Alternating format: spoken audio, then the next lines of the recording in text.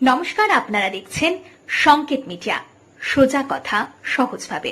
দাদা, আজকে শুভ নববর্ষ। প্রথমে আমাদের পক্ষ থেকে আপনাকে শুভ নববর্ষের অনেক শুভেচ্ছা। নতুন বছরে কি বার্তা নিয়ে নির্বাচনী প্রচারে? যেহেতু আজকে আমাদের সকলের কাছে আজকের দিনটা শুভ দিন, পয়লা বৈশাখ, এই দিনটিতে আমাদের বাঙালিদের একটা আলাদা আবেগ থাকে নতুন বছরে। এই দিনটিতে ঘরে ঘরে আমরা আমাদের যে সিদ্ধিদাতা গণেশের পুজোর মধ্য দিয়ে আমরা এই দিনটা পালন করে থাকি, কারণ সমস্ত মানুষই এই দিনটার জন্য একটা বছর অপেক্ষা করে থাকে। যারা ব্যবসার সঙ্গে বিশেষ করে যুক্ত সেই সমস্ত মানুষগুলো এই দিন সবাই তাদের পরিবার পরিজনকে সময় দেন, সবাইকে নিয়ে একসঙ্গে এই দিনটা কাটান তারা আনন্দের সঙ্গে। এবং সেই হিসাবে আমি সমস্ত মানুষকে আমার পক্ষ থেকে এই পয়লা বৈশাখের শুভেচ্ছা, অভিনন্দন, ভালোবাসা জানাচ্ছি। এবং তার সঙ্গে সঙ্গে যাতে আমাদের এই সারা বছর আমাদের সবাই যাতে তাদের পরিবার পরিজনকে নিয়ে তারা সুখে স্বচ্ছন্দে তারা থাকতে পারে এবং তাদের ঘরে ঘরে যাতে শ্রীবৃদ্ধি ঘটে, এই প্রার্থনা রাখবো আমি সিদ্ধিদাতা গণেশের কাছে। একদম দুয়ারেই ভোট বলা যায়, 10 দিনও আর বাকি নেই। ভোটের এই নিরিখে শুধু গঙ্গারামপুর নয়, সমগ্র দক্ষিণ দিনাজপুর জেলা জয়ের ব্যবধানের ক্ষেত্রে বা সাংগঠনিকভাবে কতটা মজবুত বা কতটা তৈরি আছে বলে মনে করছেন? দেখুন, তৃণমূল কংগ্রেস এমন একটা দল, আমাদের নেত্রী মমতা ব্যানার্জি এবং আমাদের নেতা অভিষেক ব্যানার্জি, তাদের দলটা যেহেতু আমরা করি, সারা বছরই কিন্তু আমরা মানুষের পাশে থেকে কাজ করি 365 দিন। তো সেই কারণেই যখন নির্বাচন আসে তখন একটু প্রেশার পড়ে আমাদের উপরে। তো আমরা এটাতে অভ্যস্ত হয়ে গেছি যে আমরা যেহেতু সারা বছর মানুষকে পরিষেবা দিই, কোনো মানুষ বিপদে পড়লো তার পাশে এসে দাঁড়িয়ে তাকে সহযোগিতা করা, সেই জিনিসটা আমরা করে থাকি সারা বছর। তো সেই কারণে অবশ্যই মানুষের কাছে এইটুকু আশা রাখতেই পারি আমরা যে যেহেতু সামনে নির্বাচন আছে, আর এই নির্বাচন বাংলার নির্বাচন, বাংলার মানুষের নির্বাচন, আগামী দিনে বাংলা কিভাবে সুরক্ষিত থাকবে, বাংলার মানুষ কিভাবে সুরক্ষিত থাকবে, সেই কারণে এবং আমাদের নেত্রী মমতা ব্যানার্জি তার নির্বাচন।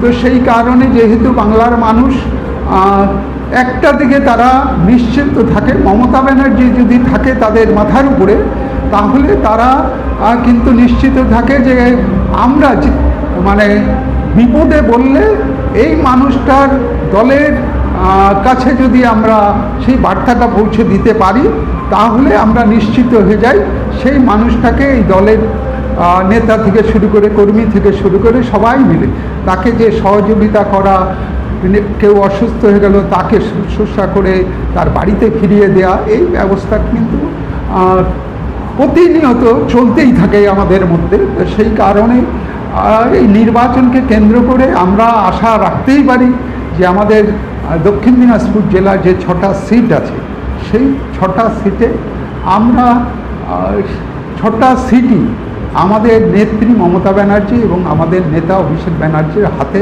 আমরা তুলে দিতে পারি।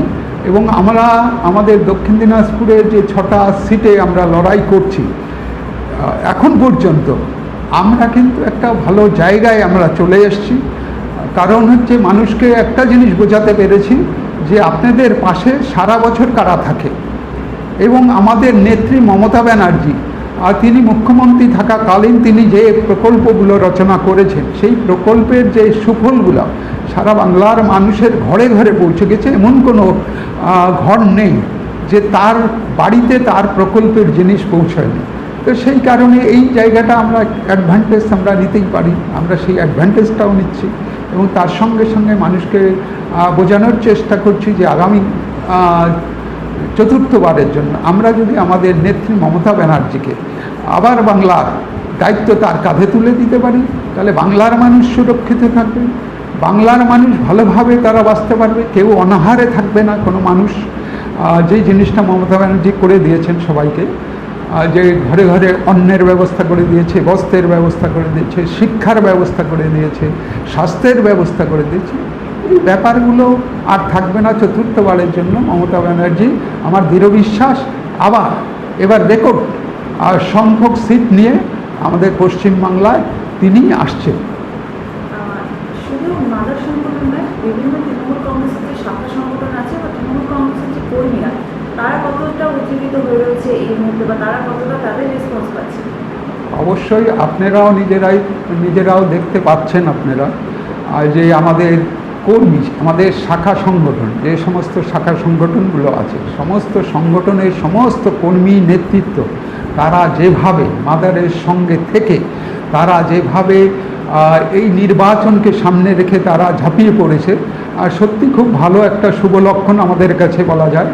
যে শুধু মাদার নয়, তার সঙ্গে সঙ্গে তার শাখা সংগঠন সমস্ত মানুষকে বোঝানোর চেষ্টা করছে যে যেহেতু এবারকার নির্বাচন একটু আলাদা মাত্রা নিয়েছে অলরেডি, যেভাবে মানুষের নাম কেটে দিয়ে এসআইআরের নাম করে মানুষকে নাম কেটে দিয়ে মানুষকে হয়রানির মধ্যে ফেলে দিয়েছে, একদিকে লাইনে দাঁড়িয়ে, আবার তার সঙ্গে সঙ্গে মানুষকে দিশাহারা করে দিয়েছে, তাদের পরিবারের নাম কেটে কারো বাবার নাম কেটে দিয়েছে, কারো ছেলের নাম কেটে দিয়েছে, কারো মেয়ের নাম কেটে দিয়েছে, কারো মার নাম কেটে দিয়েছে। এরকম হয়তো ছেলের নাম আছে, বাবার নাম নেই, কোনো বাড়িতে আবার মার নাম আছে, মেয়ের নাম নেই। এই ধরনের জিনিসগুলো মানুষের মধ্যে একটা সত্যি খুব একটা চিন্তার ব্যাপার দাঁড়িয়ে গেছে যে এই মানুষগুলো পরবর্তীকালে কোথায় যাবে। কারণ এরা তো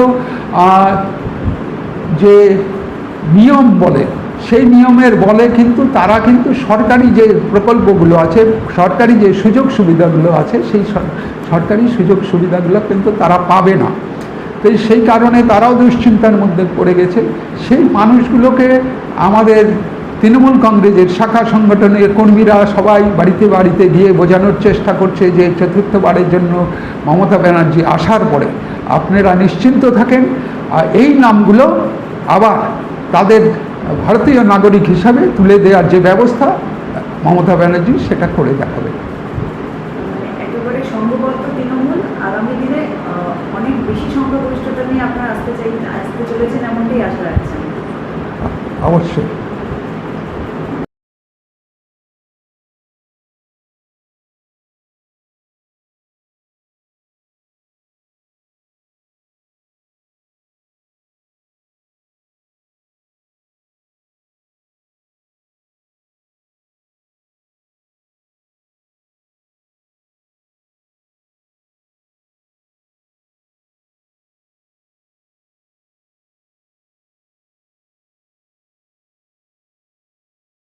Subscribe our channel.